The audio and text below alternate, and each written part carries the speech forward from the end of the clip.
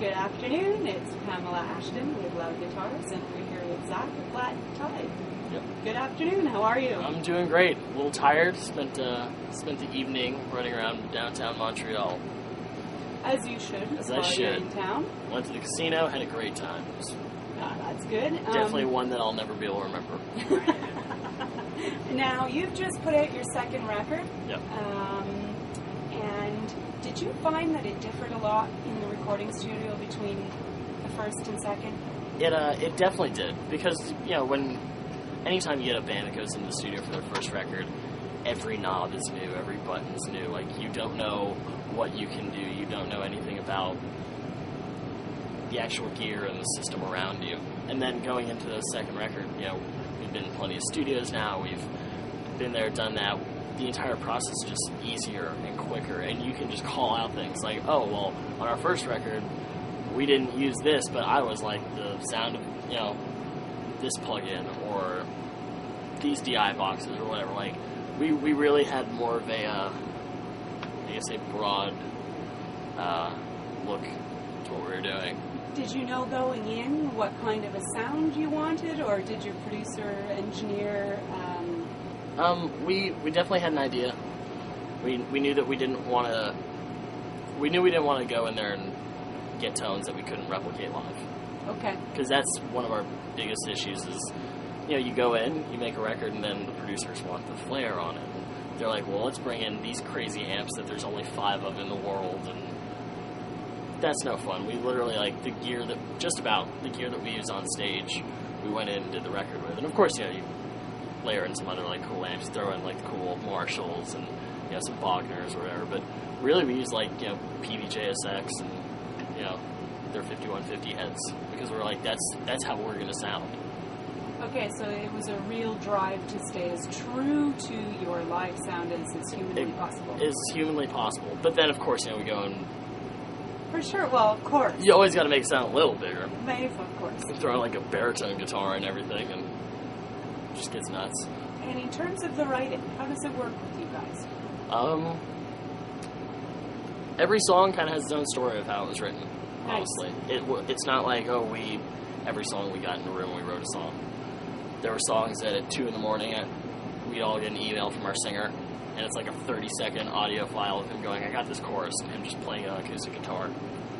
Or we would be in a room together jamming, somebody would start playing a riff, and then we just start building off it before we knew we had a 5-minute song. It was just all over the place. That's nice. So it's a really collaborative effort then. Yeah, we definitely... That was one of the other things we changed from our first record to this record, was we all want to be so much more involved in the process, because that's just how we've grown to be. Gear-wise, is there something right now in your arsenal that's making you really excited, inspired? Honestly, I've started to dumb down my entire live rig completely. Used to have a bunch of different little effects here, chorus pedals in it to fill out sound, and 2 different distortion boxes so I could get something that sounded, what I thought was cool. But now it's just my PV-VB3 heads with the MXR M80 pedal and a Boss limiter enhancer, and it's really just there for compression. Other than that, it's just really just the basis. I gotta love my Schecters. Alright, that's nice. How about for capturing an idea? If you have a wicked riff and it's 3 o'clock in the morning, what do you do? Well, it honestly, it's funny because for this record, this is how I was doing it. I'm the only guy in the world who didn't have GarageBand or something on his Mac. Okay. I don't know why. It just wasn't on there. So I still have a tape recorder that I throw little riffs on every now and then. Usually I find a way I'll record it on my phone, and I'll have it that way, and I can email it to myself or whatever. I don't have crazy recording stuff. I just got GarageBand. As long as it's to capture an idea. Exactly. At what point in the writing process do your lyrics come out? Usually the lyrics are the very last thing that we do. I know a lot of songwriters, they'll write lyrics, come up with a melody, and just kind of build from there.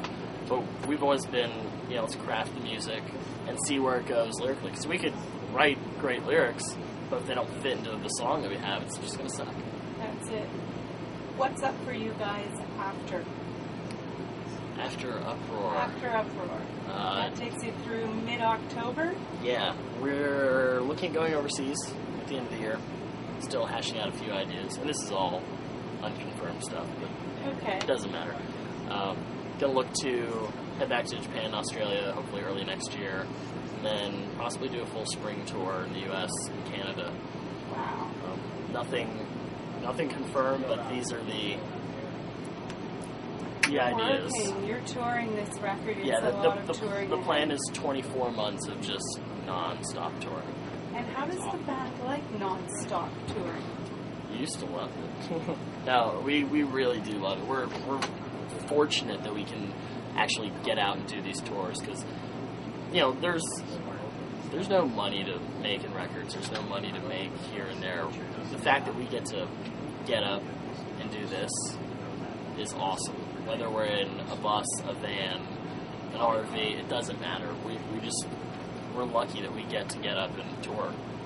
It's all about that hour on the stage, right? Exactly. Yeah. We get to get up, play. Hell, today it's 25 minutes. Maybe 30 some other day or whatever. But right. It's not about the girls. I saw a few interviews with you over there, sir. What up, what up? It's Thrasher here, just chilling on the bus with my boy O'Dowd. Easy. But yeah, we get to tour, we get to do it all, and that's the best thing that we got going for us. Well, that's great. I really appreciate you taking the time to of course. chat with us today. Always.